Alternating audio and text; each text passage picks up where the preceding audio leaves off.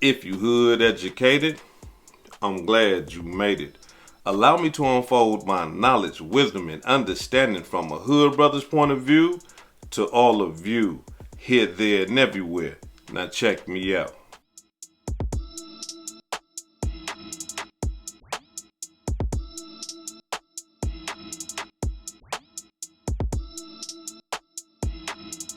July 7/30, 2025, jury trial in progress, 8:30 a.m., Judicial Officer Green Tracy. Results in progress. July 31st, 2025, jury trial in progress, 8:45 a.m., Judicial Officer Green Tracy. Result held. July 31st, 2025, hung jury. Man, that right there was quick. It was like, they ain't take no time to decide on this case. That was real quick. August 15, 2025, pre-trial, 12:30 p.m., Judicial Officer Green Tracy. T. Grizzley, one of Detroit's most popular rappers, but earlier this week, Jobina Brown was shot and killed on the city's east side. Tonight, we're hearing from a local radio show host who worked with Brown. 7 Action News reporter Anu Prakash joins us live from the scene to tell us how Brown is being remembered and what police are saying. Anu. Well, Glenda, Detroit police tell me that homicide investigators are still working on this case, still trying to figure out what led up to the shooting here on 3 Mile Road just off of Mack. Meanwhile, those who knew Brown say she was kind-hearted and a hard worker. She was a sweetheart. She was a good person. She was the type of person that would look out for you, do whatever, she could to help you. Bushman, host of the Bushman Show on 97.9 WJLB, first got to know Jobina Brown 3 years ago. He called her JB. She was the manager and aunt of Detroit rapper T. Grizzley. She also managed Detroit rapper Sada Baby. Sources say on Tuesday night around 9:30, the 41-year-old was sitting in a Chrysler 300 with 2 other men here on 3 Mile just off of Mack. Police say as one of the men got out of the car, she was shot and killed. JB, I love you. I miss you, but I will never forget about you. You were a queen and you were awesome. Bushman says he's been getting calls and comments on social media from people across the country, those who've gotten to know Brown and some who are fans of T. Grizzley. Bushman says Brown was a young woman who was committed and kind. It was like her first time managing, but she grasped the knowledge of how to manage an artist and was running with it, and he's been very successful. After hearing about her death, he shared this video of Brown in the studio with T. Grizzley in May of 2018. She was fixing his hair, taking care of him like Bushman says she always would. I wanted to share something for people to remember her by. When you're behind the scenes, you don't always get the credit for the things that you do, and I want people to understand who she was and what she meant to T. Grizzley, Sada. And as he continues to pay tribute to her, he just hopes the questions surrounding who took her life won't remain unanswered much longer. Just want to know why. What made you do that? What caused you? What was going on in your mind and in your life that you felt like you had to pull a gun out and pop? Now, I did reach out to T. Grizzley's management company, but haven't heard back yet. Meanwhile, if you have any information that can help police solve this case, please call Detroit Police Homicide. Live on the city's east side, Anu Prakash, 7 Action News. And let's hope police and the family get some answers soon. Anu, thank you. So wait a minute, hold on, wait a minute, hold on. So you mean to tell me that this brother right here gets caught with the murder weapon and there's no conviction? Wait, hold on. You mean to tell me this brother right here is clocked via his phone coming from Chicago, going all the way to Detroit, sitting out in front of the house for hours and not a guilty verdict? Wait, hold on. You mean to tell me that this brother right here gets caught in or near the car that was used to commit the murder of Jobina, and we ain't got a guilty verdict? How is this possible? Listen, I know that's what y'all saying. I know that's what's going on in the mind of a lot of people. How? They had all this tangible evidence. They had all this material evidence. They had all this technology putting him at the scene of the crime. Or did they? A lot of us got caught up in this right here. T. Grizzley backdoored his auntie, right? And we got stuck there. T. Grizzley backdoored his auntie. T. Grizzley backdoored his auntie. You know, we just got caught up in that right there.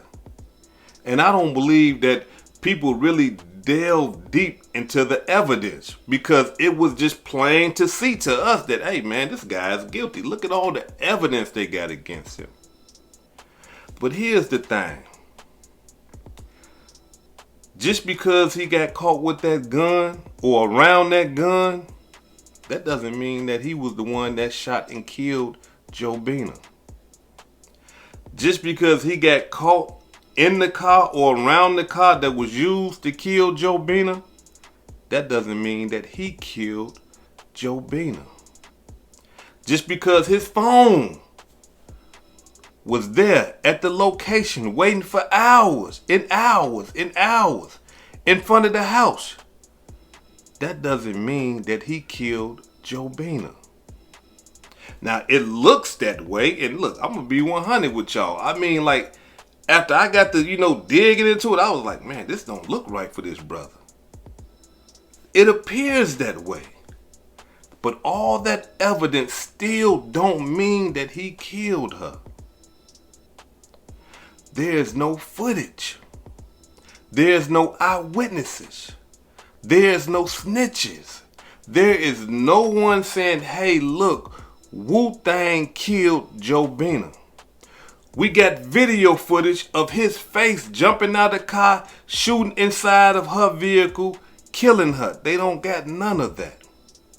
But they got indicators that indicate that he could have possibly killed her. But there's no actual, factual evidence.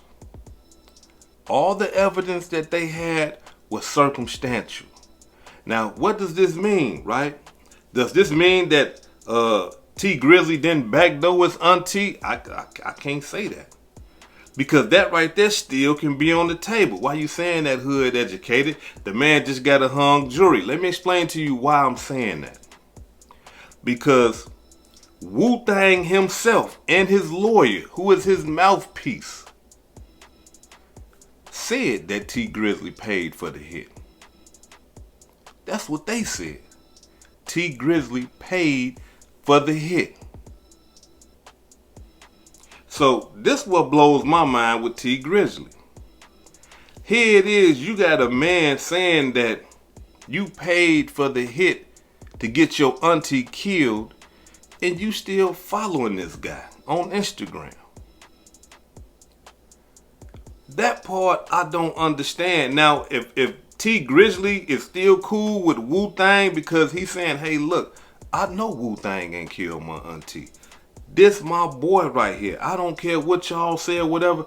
I know he ain't killer. Then I can understand that part right there, because look, hey, if that's his boy and he believe in his boy like that, he's saying, look, that's my partner. But with all the evidence that they had against him, and not only that, with him pointing the finger at T. Grizzley, that just don't look right still. It still don't look right. And if you paid close attention, it said pre-trial August 15. What pre-trial? What do you mean? He just had a hung jury. It appears, I'm not saying that they is, it appears that they finna retry him. Because we gotta understand something. When you have a hung jury, that don't mean that you have been vindicated. That doesn't mean that you have been acquitted of the crimes charged. That don't mean that. That just means that there's somebody, or however many people, are saying, nah, you know what? He's not guilty to us.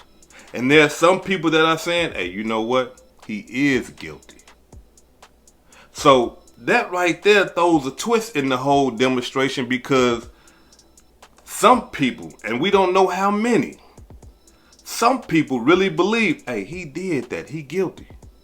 But there was some people in that jury that just stood strong and said, nah, we don't believe it. And we not finna convict this brother.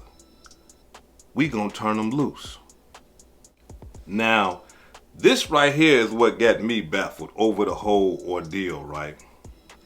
The brother was charged with first-degree premeditated murder. The brother was charged with possession of firearm. The brother was charged with possession of firearm by a felon. Now, with my understanding of how the legal system worked, the criminal judicial system worked, as far as felons and firearms, I know without a shadow of a doubt in my mind, a felon, you can't even get caught around a firearm.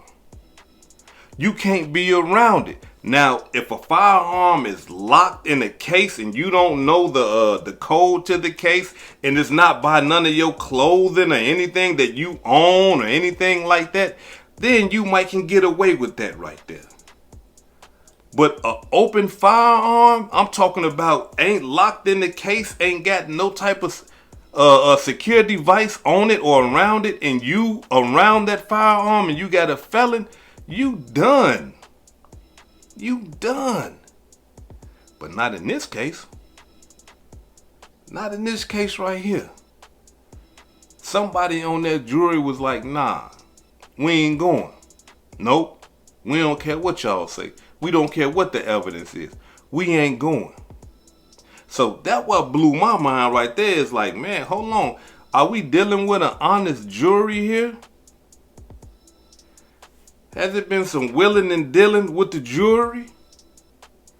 Because that right there was open and shut. I got to keep it real now about the murder thing. Hey, look, I wasn't there. I don't know. You know what I'm saying? And like I say, there's nothing putting him there as far as like eyesight, physical, footage. You know what I'm saying? There's nothing putting him there. So anybody could have had that phone. Anybody could have used the gun. Anybody could have used the car. And he just got caught with all that stuff. You see what I'm saying? So anybody could have, dealt with that type of stuff right there. But the gun case, I was like, yeah, they gonna get him on the gun case. But no, they ain't get him on that neither. So what's really going on in that jury room? I'm not finna come out here and say that somebody paid the jury up. I ain't gonna say that. Maybe y'all can. I ain't gonna do it. Maybe y'all can. But I can tell y'all what it looked like. Listen, I can't. Hey, look, I gotta be 100 with y'all. Yeah, something funny happened. Something funny happened in this whole demonstration right here, and that's just my point. You know what I'm saying? That's just my portion of understanding. Hey, your portion of understanding might be different from mine, but hey, I gotta stand on my. Say, look, something funny happened. I don't know what happened. But I believe in my mind that something funny happened. Yeah, something funny happened. But yet again, what I don't understand is that T Grizzley still connected with this guy and still being friends with this guy after this guy was throwing him under the bus. That's what I don't understand right there. And being that he said that T Grizzley set everything up and paid for the hit, man, I'm talking about he got to understand that prosecutors and investigators and probably even the feds got him under a microscope like this here. They watching that boy close. They digging up all type of stuff. You can't just put somebody's name in a murder like that and say that they did a murder for hire and think, oh yeah, we just gonna, no, they're gonna investigate that. And so, with everybody saying that T Grizzley backdoored his auntie, it might not be over because it's not over for WooThang. He just got a hung jury. And according to what I read earlier, it said pre-trial, right? That appears to me that he might be going back to court on the 15th because they finna recharge him and they finna try him again. Point blank, period. Because when you get a hung jury, that don't mean that it's over with. No. Look at YNW Melly. What he get? He got a hung jury. What happened? He's still sitting in the county right now. Retrying him. Before I depart, allow me to say this right here. The cold-blooded thing about the criminal judicial system is that if you get a hung jury, they can come back and recharge you. And not only that though, now, you know, they done did a test run and a practice and they get to see where their weak area was at. And now they can say, okay, we're going to tighten up on this right here. We're going to do this right here. We're going to fine tune this part of the thing right here. And that's how they get you. It's always that second trial if you ever get a hung jury. But in this case right here, it's kind of tough. Because if somebody was willing and dealing in that jury, what's going to make them stop from willing and dealing in the next jury? You see what I'm saying?